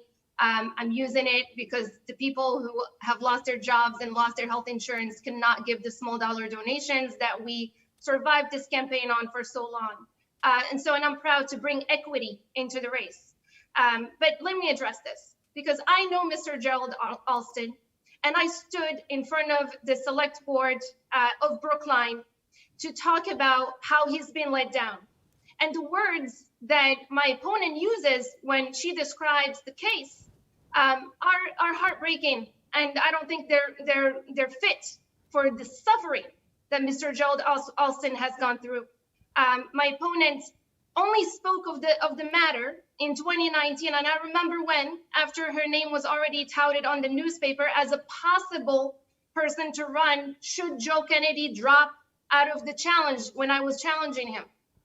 And so let's be clear that apologizing when somebody is being opportunistic is not what we need in this country. What we need right now are people who are willing to stand out of the majority and say, no, that is an unjust action to take. And we see that right here in Brookline when Raul Fernandez stands up alone as an alone vote for racial justice. So I don't think that we need people who, sometimes mean well but fall short. And then it takes them a decade to come out and apologize when they're looking for a higher office. Let me bring back Ms. Mermell then. Yeah, you sometimes say the right thing but fall short. How do you respond? Raul Fernandez is a remarkable champion for racial justice and so many other incredible causes in Brookline. And I'm proud to have received his endorsement in this race this week. Listen, to say that an apology that I gave without being asked, long before I had any idea this seat would be open, long before I knew that I would be a candidate for Congress, was anything other than genuine and heartfelt. An apology that I issued directly to Gerald Alston is unacceptable and insulting. And listen, I know how deeply personal and heartfelt that apology was, how deeply and personal and heartfelt my advocacy on behalf of Mr. Alston has been since then. I wish I had a time machine and made that apology earlier. I've been clear about that. In fact, I said almost those exact words over a year and a half ago. But there is no question for me about the integrity with which I have approached apologizing and speaking out on behalf of Mr. Alston, and will continue to do so. Let's move on because there are a lot of issues we want to cover tonight. As we sit here tonight, and I did mention it in the first half, the unemployment rate in Fall River is nearly 23%. That means about 1 out of every 4 workers in Fall River is without a job. And as all of you know, at the end of last month, the extra $600 in unemployment benefits under the CARES Act expired. Some employers have complained, and I have heard it, that they felt their workers didn't want to come back. They didn't even blame them because they were making more money by taking the extra $600 and staying out of work. And Mr. Auchincloss, I'm going to start with you on this one. Do you support restoring the extra $600 a week, and if so, for how long? If not, what do you propose as an alternative? Yes, I do. And we also need the Relief from Main Street Act. We need to channel significant federal support for local nonprofits as well as for local governments, because those are the institutions on the ground doing the work that best understand the needs of their constituents. A few days ago, I was in Fall River with Mayor Paul Coogan, with State Rep Carol Fiola, and with Kim Smith, the head of Greater Fall River United Way. We were distributing food for needy families. And what is so apparent is that local officials and local nonprofit leaders are the ones who are doing the work to actually address constituent needs. They're the ones who understand the challenges and the opportunities of their local cities and towns. And they are looking for a partner in Washington, D.C., not to tell them what to do, not to tell them what the plan should be, but to be a bridge for funding and to be a bridge for resources, and also to be a convener, to help them get into the room with the right people to create to create a path forward for recovery, for an inclusive economic recovery. So I support increased, basically disaster relief is what we're talking about. And I also support increased support for local businesses and for local governments so that we do not cut essential services. How long, though, Mr. Auchincloss, do you think the $600 should remain in place? I do, yeah. How long? Until when? Oh, sorry, for how long? I think that needs to be determined on a cyclical basis, because we got to see how fast the economy is recovering, and we've got to see what the vaccine development timeline is going to be. These are all interrelated issues. I'm not going to pull out a number from the sky. I think this is something that has to be data driven, has to be informed by science, and has to be informed by facts on the ground. Ms. Grossman, I want to bring you in. Same question. Do you think the $600 should be restored? If so, how long? If not, what alternative? Yes, absolutely. I think that it needs to be restored. And I think that has to be restored for as long as it's not safe for people to be able to go back to work. We've got families that are in crisis. We need another round of relief, undoubtedly. We also have to be thinking a lot harder about how we are going to bail out the childcare industry, which our economy and working families depend on. I also think we've got to see a lot more in support for states and for municipalities in making sure that our governments can keep the essential workers and teachers, and for Senate Republicans to be suggesting that somehow we should let state and local governments go bankrupt is utterly unconscionable. And I also think that we need to see more resources for testing, still more resources for PPE. It's hard to believe we're still talking about that in mid-August. And finally, funding for schools, because there's no way that our schools are going to be in a position to provide the materials, safety supplies, and setup that they need without the federal government having a plan and the funding to back them up. Thank you. Ms. Mermell, same question. The $600, bring it back. If so, how long? If not, what alternative? Yes, we absolutely need to bring it back. And how long should be tied to questions like, when does unemployment start to return to pre-COVID levels? When do we have a vaccine? When is it safe to go back to work? Those are data points we'll need to track as we go through this. We also need things like paid family and medical leave. We need $2,000 a month going directly to workers, more if you're supporting a child. We need Medicare for all and so many other things that support working families. But I want to call attention to a bill that's before Congress now. It would provide tax credit relief to families that are struggling to make ends meet, to pay their rent if they're paying over 50% of their income toward rent. And I'm actually interested because that bill was widely praised by housing advocates, but Jake actually tweeted, I believe it was in late July of 2018, criticizing that bill and telling the senator who wrote it, to study economics. That's a direct quote. As it turns out, that senator majored in economics at Howard University, chaired their economic society, and just last week was nominated to be the next vice president of the United States in the Democratic Party. We've pivoted there, but I will let Mr. Auchincloss respond 30 seconds, and I'll go to Ms. Leckey. Well, I'll note that tweet has been deleted, and I'm curious if that's because he now agrees with the policy or if because he doesn't think that it's appropriate to perhaps mansplain. Mr. Auchincloss, you have 30 seconds to respond. There's a lot of things tied into that criticism, so I'll just address the housing one, I think, which is just to say that my track record on housing is incredibly strong. As a city councilor in Newton, I've been a fierce advocate to build more affordable housing, to build more inclusive housing, to make us a more welcoming city. And I've understood that to address racial injustice in places like Newton and Brookline, you've got to be talking about housing first. And the intersection of housing and racial justice is a place where I've built a very strong progressive track record in Newton. Is Ms. Mermell correct that you deleted that tweet? I can't, off the top of my head, talk about a tweet from 2 years ago.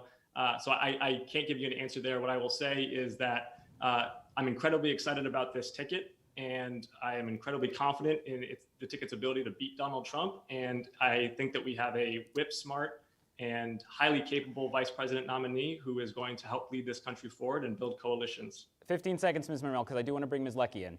I think it's important to understand why the tweet was deleted or posted in the first place. You know, do you just agree with the housing policy that housing experts widely criticized, or are you, walking back from a criticism of a woman senator, a Black woman senator, who is about to be the next vice president of the United States? I think after you've had a chance to look into it, an answer would be helpful. We've gone a ways off of the 10 seconds, Mr. Auchincloss, and then I'm sorry, Ms. Leckey. Thank you for your patience.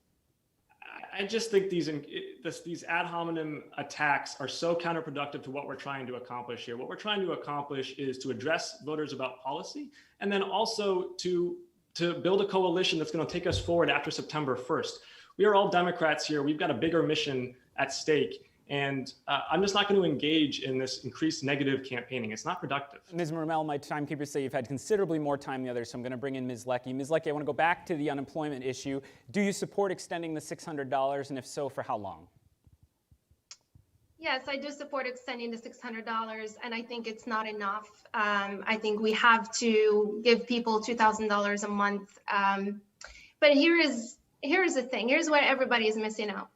There is absolutely no discussion about the immigrants in this country who are not receiving a dime from federal government and who are the ones who build our economy and who take those jobs like the ones I took when I was a new immigrant, where I was taking poverty wages and faced sexual harassment and wage theft and had absolutely no representation.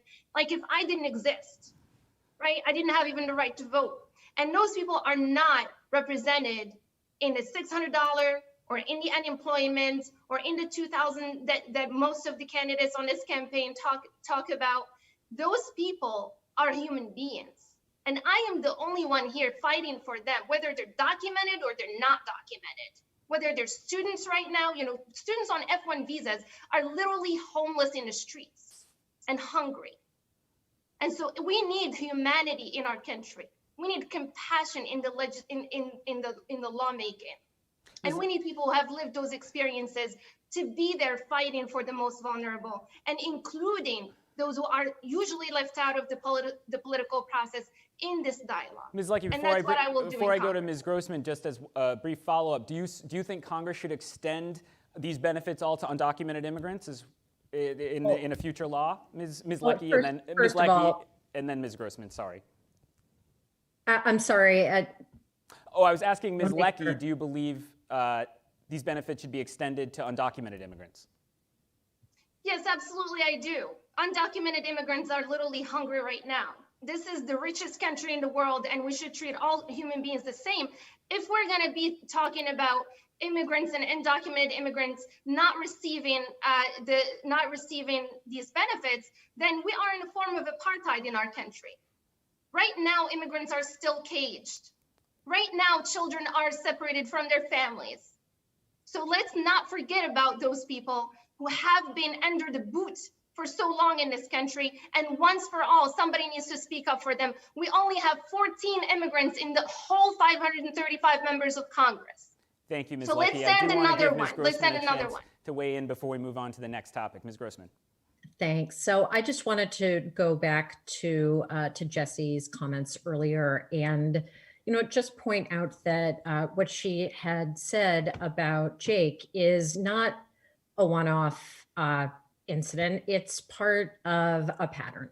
And we are here discussing who is going to stand up for democratic values. We have seen a pattern over time from Jake, making comments about burning the Quran, defending the Confederate flag, working to elect Republicans. And this is a question that has been posed to him that he really hasn't answered in a forthright way. And to me, this is about who in this race is going to stand up and protect democratic values. Mr. Auchincloss, you have faced a lot of criticism over various social media posts over the years. How do you respond to Ms. Grossman? Well, I would say that the Boston Globe editorial board is probably the strongest vetting process that any candidate can go through. And they enthusiastically endorsed me. And if voters still have lingering questions or still want to understand more, they're welcome to watch a 1-hour interview I did with the editor of the Boston Globe editorial board. But no candidate gets through that process without a significant vetting process. And I'm proud to have their support. And I think voters can look to their support as a strong signal of the fact that not only am I going to be a champion for democratic values, but I'm going to be the best person to represent the full district based on my work in the Marine Corps, based on my work as a city councilor, and based on the campaign I've put together that truly represents north and south of this district. Ms. Mermell, 30 seconds. You know, Jake, when you're asked questions about your own record, you respond by consulting that Donald Trump GOP playbook of insulting opponents, gaslighting, deflecting. We're asking questions about your record because they're important to the voters of the 4th Congressional District. You know, 1 time is a mistake. Twice is a problem. 3 times a pattern. More than that, it starts to speak to who you are. And with what we've heard about your tweets about Kamala Harris, the Quran, the Confederate flag, maxing out to anti-immigrant politicians, opposing raising the minimum wage, I think we are well into who you are territory here. That's 30 and it's seconds. very fair for I'll the people let of the Ms. Congressional Leckey District to know about make that. her comment, and then I will get go to Mr. Auchincloss, who presumably will need a rebuttal time. Well, you know, I think that the people of our district have a clear idea that they want somebody who's going to bring solidarity and who comes with the experience to bring that solidarity. It's not easy. This is a district where there are people who want to elect a person of color. I'm the only woman of color in this race. And this is a district where, you know, if you say the word white man, there are people who would call you racist. Or if you say I'm a woman of color, they might call you racist. Let's be frank about that. It's going to be hard work after I'm elected, and I hope to be elected. It's going to be hard work to go into the communities and build that solidarity. The whole district had determined Ms. Leckey, that there is no room for Islamophobia. There is no room for misogyny. There is no room for sexism in this district or in this Commonwealth. Ms. Grossman, you are down on time according to the timekeepers. We are keeping track over the course of the debate. You can have 30, and then we will go to Mr. Auchincloss, and then we will move on. Thank you, Ted. Ms. Grossman, sorry. For folks at home, the candidates are being very good about this very unusual, so you should not hold against any of the 4 if there's little stutters and things. That's really about the format. Ms. Grossman. Apologies. And, you know, I want to go back to some of the comments earlier because we still haven't heard a sincere and forthright apology from Jake for different comments that he's made and for a pattern of comments like about burning the Quran, like defending the Confederate flag, and doing so in a really honest way. We've only seen sort of half-hearted statements after he has been really pushed and forced to apologize by the rest of the candidates in this race. And I think that, he owes the voters more of an explanation and a forthright apology. Mr. Auchincloss, final word on this, and then we are moving on. Well, I mean, Ted, you said it. I've come under a lot of criticism from the other candidates in this race. I think they've seen that I've put together a full district coalition of support. I'm setting the pace for this field. I've already committed that I am not interested in ad hominem attack like we've seen so far. I've already committed that I want to run a positive campaign as I am running.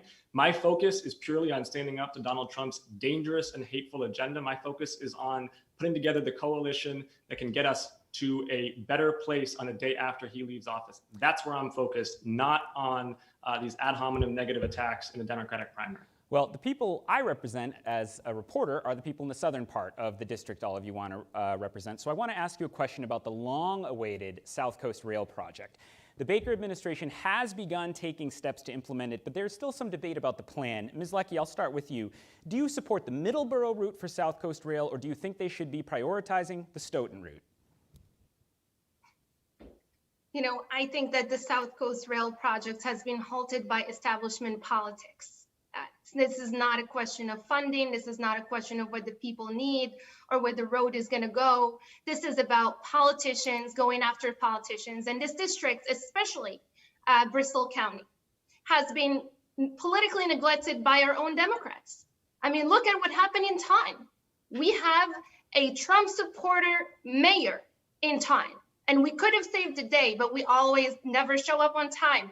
We don't show up for people who are excluded from politics. The South Coast Rail is 100% important, and we're going to have to coalesce with the progressives and with the Democrats who need to be awakened to pass the South Coast Rail and implement it. But I will be bringing federal funding to implement it. But do you agree with the current plan, the Middleborough plan, or do you think they should be going with the Stoughton route? I would have to sit and look deeply with the communities and look with those communities what they prefer. It's not up to me to decide. It's up to a democratic process for the people who are going to be affected by each route, and ask them how that's going to affect their lives. That's the hard work that we need to do. We don't need politicians who are going to come and make up the decisions for us. Ms. Grossman, same question. Do you support the Middleborough route for South Coast Rail? Or do you think they should be prioritizing the Stoughton route? Well, first of all, I think that the progress that is finally being made on South Coast Rail is long overdue. And I think we've got to be talking about infrastructure throughout the Commonwealth and how badly we have neglected to invest. And frankly, how, as we're coming out of this pandemic, thinking about how we're going to put millions of people back to work, that we have a real opportunity for the federal government to step up here, to be investing real dollars and making sure this project and so many others that are in need get over the goal line. But no pun intended, the train is leaving the station on this. Do you think they should be going with the Middleborough route or the Stoughton route? Well, I think that in terms of prioritizing transportation throughout this district, what we have to be laser-like focused on is the data of what is going to both connect people to their jobs as well as to open up affordable housing in the southern part of the district, to bring both the supply that we know we need in housing stock, as well as to add to the multi-family transit-oriented development that can come around that, and the economic vitality that will be connected. And serving the most people is going to be the priority as further decision-making is made. Ms. Mermell, you served in the Patrick administration. I remember him trooping down, talking about whether this would happen. Do you support the Middleborough route, or do you think they should be prioritizing the Stoughton route? It was a big issue for that administration to decide. Sure. I was part of the Patrick administration. I spent nearly 5 years on the Executive Committee of Transportation for Massachusetts and on the state's Rail Vision Advisory Commission. I think we need to continue moving forward with the Middleborough route. There's no question that South Coast Rail is a huge, huge, important project for the entire state, not just the southern part of this district, when it comes to creating economic growth, when it comes to tackling inequality, when it comes to access to opportunity, and when it comes to tackling our climate crisis. You know, the transportation sector is the single biggest contributor to greenhouse gas emissions in Massachusetts. I have deep experience in the transportation space and am excited to see the South Coast Rail project finally happen. But you, before we go to Mr. Auchincloss, you know the critique that the Middleborough route, I think the New Bedford mayor has called it the scenic route. But you think that is the right way to go? I understand that it isn't the most time efficient route, but listen, this project has been in the planning stages for so long. I've been in leadership positions where you have to make decisions between various options. There is never going to be a perfect one, but I think delay is the enemy now, and we need to keep moving forward. All right, Mr. Auchincloss, I'll go to you. Do you support the Middleborough route for South Coast Rail, or do you think they should go to the Stoughton route? Yeah, I think we need to stay the course. No pun intended. I was just in Taunton today, actually, with Gene Fox. We were speaking on behalf of the United States Postal Service as part of Nancy Pelosi's Day of Action, along with Speaker Pro Tem Pat Haddad. Gene Fox is one of the pivotal figures in the South Coast Rail project. I'm proud to say that she's a supporter of mine because she knows I'm going to show up for transportation and for the South Coast Rail project. I've made transportation a hallmark of this campaign. Counts for 40% of the carbon emissions in this state. It's also a major driver of economic inequity. South Coast Rail is long past overdue. Could it be better? Yes, I think every project could be better, but we can't let perfect be the enemy of the good. We got to get this built. And I think it's going to be an economic engine for Taunton, Fall River, New Bedford, and the entire South Coast. We only have 11 minutes left, but I did see your hand up, Ms. Leckey, so I'll give you 30 seconds before we move on. Yes, so, I heard affordable housing as it relates to the South Coast Rail, and that is true because people who are, for example, in Fall River are freaking out that the South Coast Rail is going to bring up the prices of housing, as Fall River would become access to the people who can no longer afford housing in Boston, and it would push out seniors and price them out of their own homes. So we have to talk about affordable housing as part of the South Coast Rail projects. However, I'm the only candidate who supports a green homes guarantee and does not take money from big developers. my friends here have been dipping deep in big developer money, and they have made decisions in their towns that either resulted in redlining in Brookline or resulted in big developers taking up the space that could have been given to affordable housing in Thank you, Ms. Leckey. I want to ask a political question. As we sit here tonight, Joe Kennedy and Ed Markey have just finished their final televised debate for U.S. Senate. Of course, no one's been watching because we are the highest rated debate this evening, these 2 hours. But many Democrats have strong feelings about that race and have made up their minds. So I want to see where all of you stand at this point. Mr. Auchincloss, I'll start with you. Will you be backing Joe Kennedy or Ed Markey in 2 weeks in the primary? I'm going to have a strong relationship with the next United States Senator, and I think the best way to do that is to remain neutral in this race. I think that's the best way to serve the constituents of Massachusetts 4th. You've talked about the need for a tough leader in the 4th District, though, and now you won't even share your opinion on the biggest political issue in Massachusetts this year with the voters. Being able to put together an effective coalition for the day after Donald Trump means being able to work with the entire Massachusetts delegation, and the best way to do that is to not let this primary infighting deflect us from our true purpose, which is defeating Donald Trump and then rebuilding after the day after he leaves. Well, Ms. Leckey, you were running in this race when Joe Kennedy was still running in this race before his surprise decision to move on for Senate. You told me in a recent episode of Newsmakers on Channel 12 that you're voting for Ed Markey. Are you still supporting him? And briefly, why? Well, I mean, I ran against Joe Kennedy because of the moral courage and the demand for our democracy to be defended against corporate greed and corporate money. I ran against him because I was regulating the big banks that he was taking money from, and he voted to deregulate, not to support smaller businesses, not that type of deregulation. This was deregulation that made it super hard for people like me to do my job, to protect our economy against the biggest threats. And so obviously I am a Ed Markey supporter because I love the Green New Deal, and because my own congressman had called the Green New Deal pie in the sky just after he voted to support it. So I have to go with Ed and stick with Ed. Even got the hashtag in there. All right, Ms. Mermell, same question. We're 2 weeks out. You probably have a mail ballot in your house. Maybe you've sent it back. Are you marking it for Joe Kennedy or Ed Markey?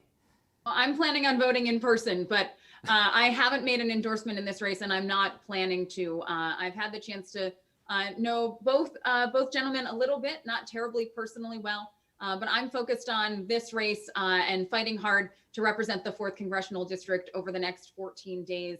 And I'm going to keep my focus on that. So many progressives say the only real progressive choice in this is Ed Markey, and you're trying to run on a very progressive platform. Do you disagree with them? That's a choice for every progressive to make. I certainly know where my values lie. I have no questions about my strong progressive credentials, and I know that voters of Massachusetts will make a great choice. And I look forward to working with whomever our next United States Senator is when I'm in Congress. All right, Ms. Grossman, we'll see if anyone else will take the bait. Are you voting for Joe Kennedy or Ed Markey? It's only 2 weeks away. Count me among those who are glad that we have 2 great choices, Ted. Oh, short and sweet and dodging. All right, well, that's we're 0 for 3, but thank you, Ms. Leckey. We're going to do one last question before we go to your closing statements, because we've blown through our hour quickly, candidates, and I appreciate all of you being here, especially under the unusual pandemic circumstances. Many voters, policy is very important, but they do want to understand their representative as a person and have a sense of who that person is. So I'd like to ask each of you, and I'll start with you, Ms. Mermell, what is the biggest mistake you've ever made, and what did you learn from it? Oh my goodness. Where to begin?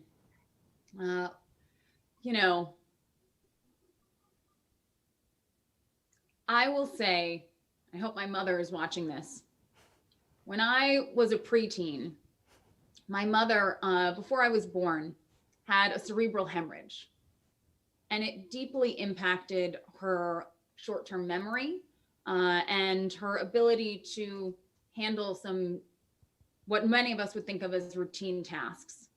And then I will be candid and say, when I was a preteen, I was not gracious in the way that I dealt with that and interacted. And I think in some ways I was quite cruel to her. And I know, all 11 and 12-year-old girls and their moms have tense relationships, but mine was made especially challenging by my mother's circumstances and If there's anything I've really made a mistake in my life that I regret so deeply, and we have a wonderful relationship now, and she's a remarkable woman, but it was a true mistake of mine to not be more gracious with my mother at that period in my life, knowing what she had been through, knowing the incredible strength that she's displayed and what she has overcome. And I'm so proud of to be her daughter and where our relationship is. But if I think of a real mistake in my life, I think of that. Have you checked if she's voting for you? She lives in Florida, but she's phone banking. Well, there you go. All right, Mr. Auchincloss, I'll go to you next. What's the biggest mistake you've ever made, and what did you learn from it? I've been trying to rack my brain while Jesse was talking. I think the one that still keeps me up at night is Afghanistan in 2012. We were responding to gunfire, and I was the platoon commander, and I took us down a road that had an IED on it, and we hit the IED, and thankfully the vehicle hit. There was no one harmed, but I still break out in cold sweats sometimes thinking about that event. And the way the Marines responded to it, it was like you snapped your fingers and everyone knew their job and everyone bonded together to get it done. And I think what I learned from it mostly was just an enormous sense of humility of, even when you think you're doing everything right, even when you feel like you're in command, things can go so wrong so quickly. And it is just so critical to lean on others who have other expertise, and to be just constantly walking with humility about what the world can bring to you and what could go wrong. And I've carried that with me for the last 8 years. Ms. Leckey, the same question to you, a reflective one. What is the biggest mistake you've ever made, and what did you learn from it? My goodness, this is not an easy question, Ted, and I love your questions. I ask no easy questions, you know that. Yes, look, I've made so many mistakes in my life. I will continue to make mistakes. I learn from my mistakes, and I raise my daughter to learn that it's okay to make mistakes, and it's okay to acknowledge that you are not, you're not perfect. Amongst the mistakes that I've made in my life is that when I needed an abortion at age 17, I did not go to my mom. I did not tell anybody in my family. And I didn't actually tell them until most recently when I was sharing my story over the Roe Act at the State House. It was the very first time that I ever told anyone publicly other than my husband about it. And then I called my mom and I told her, and she cried and told me that she wished I had told her back then. And I called my brother and I told him, and he cried and told me he wished I had told him back then. But I let fear, as a 17-year-old, take me to that lonely, siloed side, and put my life on the line. And that taught me something, that, don't succumb to your fear. When you feel afraid, always reach out to people who could save your life and who could be there for you, and keep that hope in your hearts that there is always goodness in the world, and that sometimes even those who you think they're your enemies will actually stand up with you when you need. Thank you, Ms. Leckey. Ms. Grossman, finally to you. What is the biggest mistake you've made in your life, and what did you learn from it? Thank you. And first of all, Ihssane, I just want to tell you how moved I am by what you just shared, and that I'm really thinking about that as we continue talking this conversation. I make mistakes every single day, and I think rather than citing one big mistake, I'll cite lots of little mistakes that I make as a parent. And I've realized quickly that there is no playbook for parenting, and that, we say things and do things that don't always come out of our mouths the way we wish they would or think they should. And I think what I've learned from it is the importance of admitting when you are wrong, being honest and truthful about it, and apologizing, looking them in the eye and apologizing. And it's something that I try to do anytime I feel I've been too harsh or wronged them in some way. And I feel I've grown as a parent from that. I also think that I've learned that everyone has something to teach me and everyone else, including my 9-year-old and 6-year-old who teach me things all the time. And that if we're willing to open up to that possibility of learning and to be humble and to apologize, that we can really grow and improve. And I seek to do that every day as a parent, and I hope I will for the remainder of their lives. Boy, as someone who doesn't have any kids yet, across these 2 hours, the 4th District candidates have petrified me about having children someday. But I appreciate the candor from all 4 of you on this. And believe it or not, we are actually running past time. So I must get to the end of our debates and to let you deliver, each of you, your 60-second closing statements to voters tonight, 2 weeks out from the primary. As with the opening question in tonight's debate in both halves, the order of these closing statements was determined at random by a drawing, and based on that drawing, Ms. Grossman, you are going first. Ms. Grossman, your 60-second closing statement to voters. Thank you so much for the opportunity to be with you this evening. I am running for Congress with the fierce urgency of a mom fed up by what is going on in this country and determined to make change. I wake up every day thinking about how we are going to protect the long-term best interest for the generations to come. And right now, out of 435 members of Congress, we only have 25 who are mothers of school-aged children. Imagine the progress we could make on paid family and medical leave if we had 100 or 250 moms in Congress. Imagine how we could take on the NRA and protect our communities, our streets, our schools from the threat of gun violence. Imagine how we could tackle the climate emergency and make sure that the generations to come have a planet to live on. Imagine how we could make sure that there is quality, affordable health care for everyone. I am looking at the issues in this race through the lens of a mom, because I am going to go to Washington and fight for working families every day. I ask for your vote, and I very much appreciate the opportunity to discuss the issues with you this evening. Thank you, Ms. Grossman. Next, we go to Ms. Mermell. Ms. Mermell, your 60-second closing statement. Well, Ted, again, thank you to you and Stonehill for having us this evening. We have 14 days until Election Day, though every day is Election Day right now. There are real differences in this race, differences in values, in priorities, in experience. I would ask voters in this moment of overlapping crises to ask, who is the candidate in this race who can deliver the results that matter for you, for your families, for your friends, for your community, and for our district? I hope that I've made the case to you tonight that I'm the candidate with the experience, with the commitment, with the broad coalition of support to deliver for you. I've been working in the trenches, fighting for working families for the past 20 years.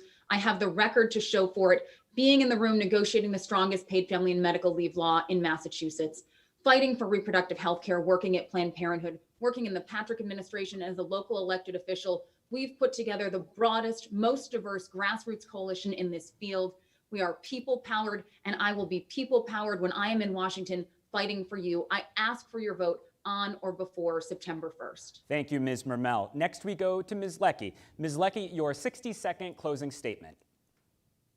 Thank you very much, Ted and Stonehill College, for organizing this.